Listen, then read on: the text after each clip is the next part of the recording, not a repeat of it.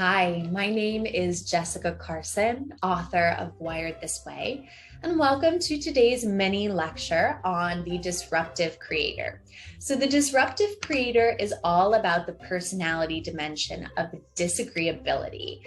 So what's interesting about disagreeability is that it seems like it should just be this objectively bad thing, that there could be no potential positive side or adaptive side to disagreeability. But what's interesting is that disagreeability, otherwise stated as low agreeability, comes with so many entrepreneurial assets, including the willingness to risk social disapproval, this kind of tendency to confront the status quo, a critical mindedness that allows us to spot flaws or issues, whether that's in products or people, and have the courage to call them out, to fix them, and this sort of unwillingness to march to the beat of everyone else's drum. And this really drives the spirit. It's the heart of innovation. This willingness to break from the norm, to tolerate discomfort, and to create something new. So a bit on the psychology of the disruptive creator.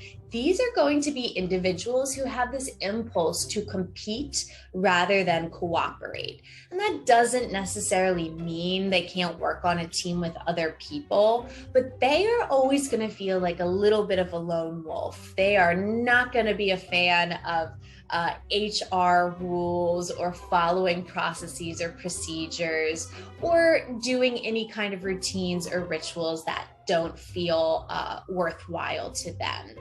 What's interesting about disagreeability is that it actually provides the individual with an incredible amount of resilience. So what I mean by that is, when we are not spending as much time mincing words or worrying about how our feedback is being received or worrying about what other people think about us, we actually have the ability to be more resilient because we're not sort of depleting our resources worrying about all of those kind of niceties. Now, I'm not saying this is always a good thing. It certainly has a dark side, as we will soon talk about, but there is a lot of reward to be found for these individuals, as agreeability is negatively correlated with status, earnings, and creative accomplishment. So the motivation for the disruptive creator is going to be to challenge assumptions. These people are going to be challenging and at times completely infuriating. They are going to be driven to disrupt the status quo, but the tension in their experience, the sort of friction that they face as an individual, is the tension between innovation and destruction.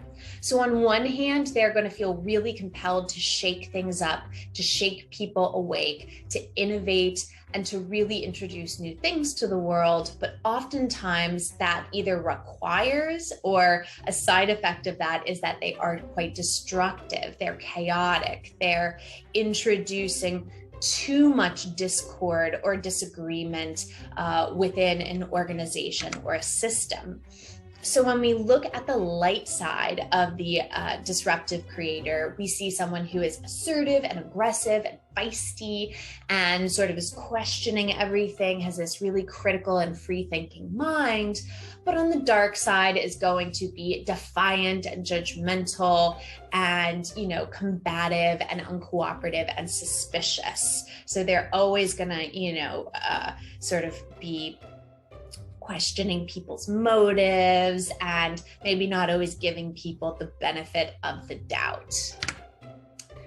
So in the chapter on the disruptive creator, you will learn a lot more on this archetype, including how to manage those fiery, disruptive impulses. And I look forward to hearing what you think.